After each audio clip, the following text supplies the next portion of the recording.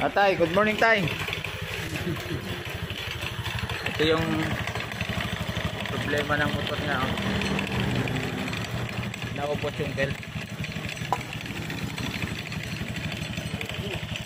Ayan na oh. Ayan na. Sira na yung belt.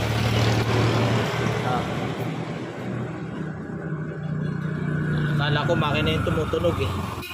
Belt pala naubos na.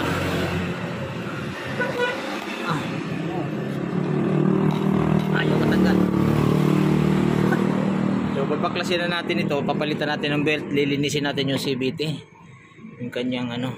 Saka ito titingnan natin, check-upin natin kung ano. May sira na yung kanyang drive base pulley. Tara mga guys, lahin natin ito. Naubos yung belt. Yung matindi nangyari sa kanyang ano, sa kanyang bola, naubos, sumiksik pa dito. Grabe naman, napabayaan tong motor na to.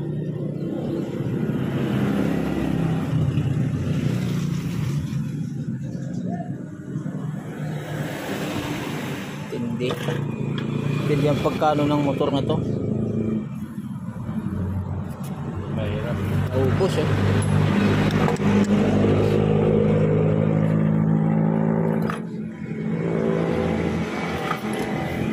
Yung ano niya, kailangan na natin palitan to, pulley niya. Ito pa oh.